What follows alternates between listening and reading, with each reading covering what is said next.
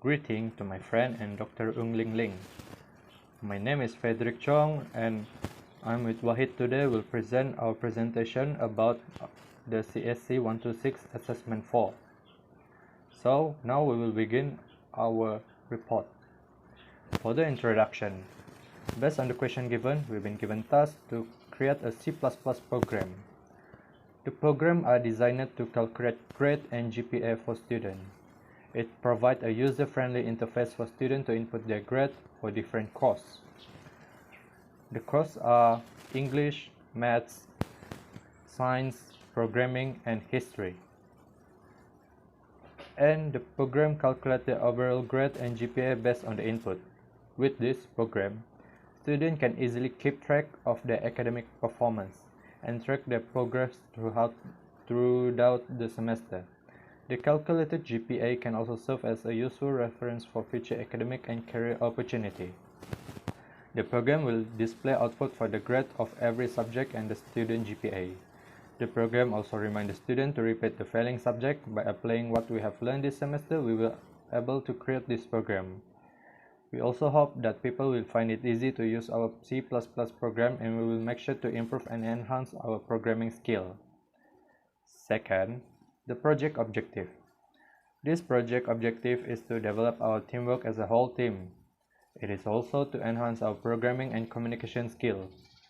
What we get from this assessment that we are able to experience different obstacles, and we also try to confront it. Thus, we're helping each other so that we are able to finish this C++ program. We also managed to improve our presentation skill. And third, the problem analysis.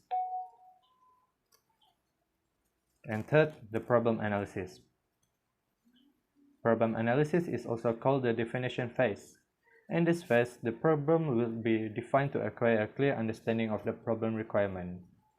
As for this task, the question will give formula on how the grade and GPA will be calculated based on the input. Detail provided, the necessary information that was needed in the program has been acquired. So we will watch the problem analysis table. Problem analysis, input variable, name, ID, subscore. Processing item, student detail, name, ID. Formula, total point plus equal grade value I times score credit I. GPA equal total point divided score credit 0 plus score credit 1 plus score credit 2 plus score credit 3 plus score credit 4. As for the output variable, name, ID, subject, grade value, subscore, score credit, total point, and GPA. That's all for me. So we will go to Wahid. Hello, my name is Wahid and I'm going to review about flowchart. Okay, from flowchart we can see it start and then it will read name and ID from the user. And the user need to key in the scope. Okay, if the user score more than 0 or less than 100, then it will determine value and grade from the score. If not, then the program will start from the score. So user enter the score back. Then it will display all related information from the user and from the process. And if the score less than 50, then it will display subject that need to repeat. If not, then it will be end. Then implementation. As we can see, I declare subject, 5 subject, and grade for 5 subject also, grade value for 5 subject also. And then string GPA, total points, and total credit is so score credit. And here I declare my function student detail for user enter the name and ID. And then main function. First I will call the function first, and then I will use array for the user to key in the score. of 5 subjects.